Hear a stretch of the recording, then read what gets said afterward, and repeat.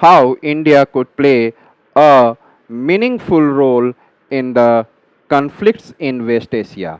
तो जो middle east Asia में या वेस्ट एशिया में, जो साउथ एशिया में, साउथ वेस्ट एशिया में जो अभी कन्फ्लिक्ट चल रहा है इसराइल और आसपास के नेशन के साथ जो चल रहा है, specially you can say Lebanon में हो रहा है, गाज़ा स्ट्रिप पे हो रहा है हमास के साथ, लेबनान में हिजबुल्ला एंड ईरान के साथ भी। तो यहाँ पर India, how India could play an a meaningful role in such conflict, India का क्या रोल अच्छा खेल सकता है, इसमें प्ले कर सकता है India. Why it is in the news. With growing tensions between Iran and Israel, the Ministry of External Affairs of India has stressed the importance of preventing further escalation in the region. तो ministry of external affairs जो Israel और Iran के बीच में जो tension start हो चुका है, तो हमारी मिनिस्ट्री ऑफ एक्सटर्नल अफेयर्स ये इस पे जोर दे रही है कि ये टेंशन फर्दर स्केलेट ना हो, बढ़े ना। It has urged all involved parties to engage in dialogues. और इंडिया ने ये भी अर्ज किया कि जितने भी पार्टीज इन्वॉल्व हैं सब डायलॉग पे आकर प्रॉब्लम को सोल्व करें, dialogue and diplomatic efforts to ensure stability, जिससे इस क्षेत्र में स्टेबिलिटी आ सके। Can India act as a mediator in the Iran Israel conflict. क्या भारत ईरान और इसराइल के कॉन्फ्लिक्ट में एक मीडिएटर का रोल प्ले कर सकता है?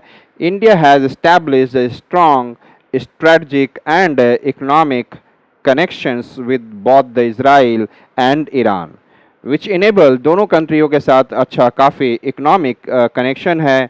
ईरान के साथ भी स्ट्रेटजिक रिलेशन भी ईरान और इसराइल के साथ है। इस कारण से India is enable to do it.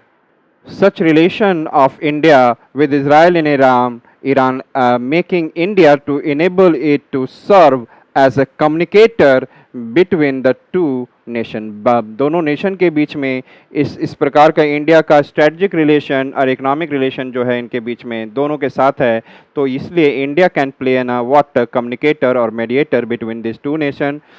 This balance relationship मतलब है कि इंडिया इन दोनों के बीच में एक मीडिएटर का रोल प्ले कर सकता है। This balance relationship position India as a potential neutral mediator, और इस तरीके से एक बायस ना होकर दोनों के साथ अच्छा रिलेशन रहेगा, तो दोनों के बीच में जब मीडिएटर का रोल करेगा तो वो न्यूट्रल रहेगा, ये किसी के साथ बायसनेस नहीं कि इजराइल के साथ ज़्यादा और ईरान के साथ कम और ईरान के साथ ज़्यादा और इजराइल के साथ कम, ऐसा बायस नहीं होगा, न्यूट्रल मीडिएटर होगा।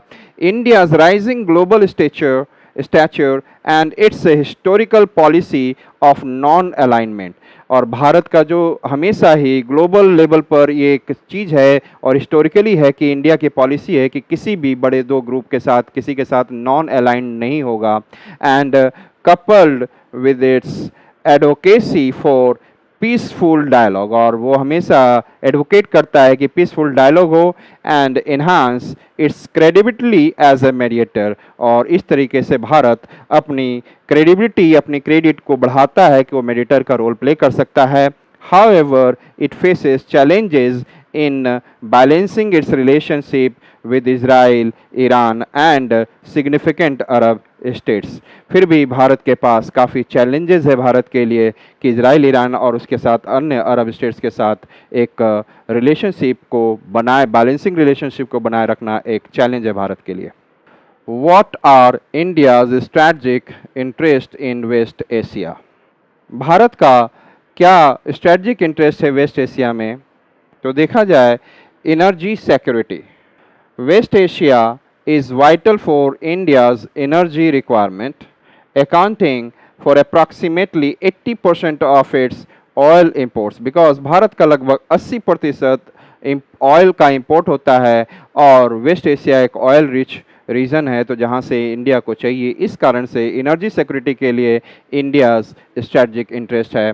An escalation of conflict in this region could disrupt these essential supplies and lead to increased energy prices. और यदि ये कॉन्फ्लिक्ट एस्केलेट करता रहा तो इंडिया के लिए जो ये इसका सप्लाई है ऑयल का, वो कहीं ना कहीं डिस्टर्ब होगा और हमारे भारत में इसकी एनर्जी की प्राइसेस बढ़ने लग जाएंगी, सिग्निफिकेंटली अफेक्टिंग इंडियाज़ इकनॉमी, और इस तरीके से भारत का इकनॉमी अफेक्ट होगा। नेक्स्ट पॉइंट देखिए कि what is the strategic interest is economic ties. Economic ties, India has invested significantly in its relationship with West Asian countries, considering the region as an extension of its neighborhood. एक प्रकार से देखा जाए तो भारत का यदि एक्सटेंडेड नेबरहुड देखा जाए तो this regions are the neighbourhood of the India and extended neighbourhood of the India. और भारत ने अपने अच्छे रिलेशन बनाने के लिए इनके साथ काफ़ी अच्छा इन्वेस्टमेंट किया है अपने रिलेशन को स्ट्रॉन्ग बनाने के लिए।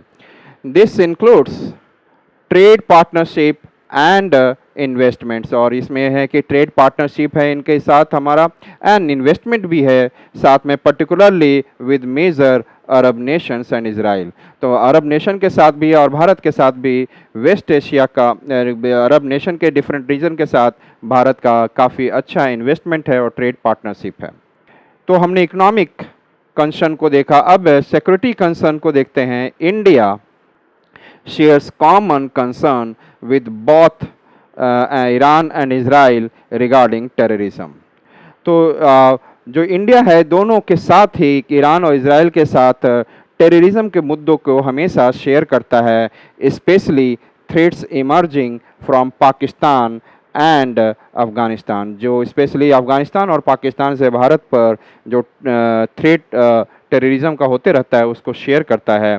This shared perspective may facilitate a dialogue, but it also complicates India's diplomatic positioning. लेकिन ये जो शेयर करते हैं अपने इंडिया पर्सपेक्टिव को, ये एक डायलॉग के लिए रास्ता तो खोलता है, लेकिन साथ में इंडिया के डिप्लोमेटिक पोजीशनिंग को कहीं ना कहीं कॉम्प्लिकेट करता है कि ऑलरेडी इंडिया का जो रिलेशन है पाकिस्तान अफगानिस्तान के साथ अच्छा नहीं है, इस कारण से इंडिया की पोजीशन कहीं ना डिप्लोमेटिकली डाउन होता है। How does India's relationship with regional powers influence its role. भारत का जो रिलेशनशिप है जो रीजनल पावर के साथ, वो कैसे भारत के रोल को अफेक्ट और प्रभावित करता है। Regional dynamics, other influential regional players like Qatar, Egypt, Saudi Arabia and Turkey also shape the situation. जो इस रीजन में इजराइल ईरान को जो देखा जाए, इसके अलावा यहाँ पे इस रीजनल रीजन में जो प्लेयर हैं लाइक कतर है, इजिप्ट है, कंट्री जो अफ्रीका के साथ जुड़ा हुआ इजिप्ट है, सऊदी अरेबिया है, टर्की है, ये भी इस सिचुएशन को कहीं ना कहीं एक शेप दे सकते हैं। दो Qatar has actively mediated between conflicting parties, while Egypt's geographical position near Gaza makes it a significant player in the ceasefire discussion. तो जब ceasefire discussion का चल रहा था तो Egypt that Qatar has played an important role as a mediator between the conflicting parties। जब Egypt की geographical position जो गाजा के पास था तो उस समय ये सिग्निफिकेंट सीज़फायर का रोल प्ले किया था कतर ने। इसी तरीके से other Saudi Arabia, Turkey and you can say that they can shape the situation, they can ceasefire the situation between Israel and I said Iran. Saudi Arabia's influence, Saudi Arab का क्या influence है। Saudi Arabia's leadership role in the Islamic world adds another layer of complexity to India's diplomatic efforts. तो कहीं ना कहीं जो आप Saudi Arabia का जो लीडरशिप है और उसका रोल जो इस्लामिक वर्ल्ड में है, कहीं ना कहीं एक अनदर लेयर ऑफ कॉम्प्लेक्सिटी करता है, भारत के लिए खड़ा करता है डिप्लोमेटिक एफर्ट्स को लेकर। जहाँ तक ईरान के साथ देखा गया, वैसे ही ईरान के साथ भी भारत और इजराइल के साथ अच्छा रिलेशनशिप है, लेकिन पाकिस्तान अफगानिस्तान जो नेबरिंग कंट्री है उसके साथ भारत का कई थ्रेड्स है, अपने पर्सपेक्टिव को हमेशा शेयर किया है। तो इस कारण से ये भी जो इंडिया का डिप्लोमेटिक एफर्ट्स है उसको शांत करने का कहीं ना कहीं वो कम्प्लेक्सिटी से भरा है। यहाँ पे भी देखा जाए तो जो लीडरशिप है सऊदी अरेबिया का इस्लामिक वर्ल्ड में, और ये भी एक प्रकार से इंडिया के लिए डिप्लोमेटिक एफर्ट्स में कम्प्लेक्सिटी को खड़ा करता है। Multifaceted role, India maintains a strong defense and economic relationship with Israel, while depending on Iran for energy supplies and having historical ties with the various Arab nations. जहाँ तक भारत की बात की जाए तो मल्टीफेसेड रोल का India maintaining an a good relation in the form of defence and economic relation with the Israel के साथ है, उनके साथ इजराइल के साथ economic and defence and other strategic role है, रिलेशन है, वाइल डिपेंडिंग ऑन ईरान, और ईरान के ऊपर वह भारत की जो डिपेंडेंसी है एनर्जी सप्लाई के लिए, और साथ में हिस्टोरिकल टाइम से देखा जाए तो ईरान के साथ भारत का एक अच्छा रिलेशन भी है, historical ties with the various Arab Nations. तो इस कारण से balancing this relationship is a crucial for India's foreign policy strategy। तो जो इंडिया को इस प्रॉफिटेबल रोल में आना है तो इंडिया को एक बैलेंसिंग रिलेशनशिप क्रिएट करना होगा अपने फॉरेन पॉलिसी में, जिससे कि ये जो टेंशन है that can reduce. Now the way forward और what can be the solution, I said diplomatic engagement and back channel diplomacy. Diplomatic engagement जहाँ तक देखी जाए भारत के लिए और बैक चैनल डिप्लोमेसी काम करने के लिए India can utilise its balance relation to facilitate a back channel communication. तो बैक चैनल कम्युनिकेशन कहने का मतलब है कि इंडिया जो है unofficial way में they can talk to the Iran and they can talk to the Israel, मतलब इजराइल और ईरान दोनों के साथ ही अनऑफिशियल लेवल पे बात करे, it's in a back channel communication करे और साथ में इनके टेंशन को दूर करे, फोकसिंग ऑन डी एस्केलेशन जिससे कि टेंशन कम हो एंड ह्यूमैनिटेरियन रिलीफ आए। It's a non aligned stance and growing global influence position. Bharat का दो स्टांस अभी जो है, अब एक स्टांस पूरा क्लियर है कि वो नॉन अलाइंड मूवमेंट को, नॉन अलाइंड है, किसी पार्टीज के साथ किसी ग्रुप के साथ नहीं जाता है, लेकिन at the same time in the present time Bharat का ग्लोबल लेवल पर इन्फ्लुएंस इंक्रीज करते जा रहा है। It as a credible facilitator for peaceful dialogue. इस कारण से Bharat can play better mediator, better facilitator to increase the peaceful dialogue between Iran and Israel. Multilateral approach. India should engage through international forums like the United Nations and collaborate with the other regional players। तो India एक multilateral level पर United nation के साथ collaboration करके इस tension को reduce करने की कोशिश कर सकता है। साथ में ही जो मिडिल ईस्ट और वेस्ट एशिया में जो रीजनल प्लेयर हैं उनके साथ, जैसे Qatar, Egypt and Saudi Arabia के साथ मिलकर और यूनाइटेड नेशन के साथ मिलकर इस रीजन में जो टेंशन है और जो एक्सरबेट होते जा रहा है, बढ़ते जा रहा है, that can be reduced down। This multilateral engagement would enhance India's role while minimizing the risk of taking sides in the ongoing conflict।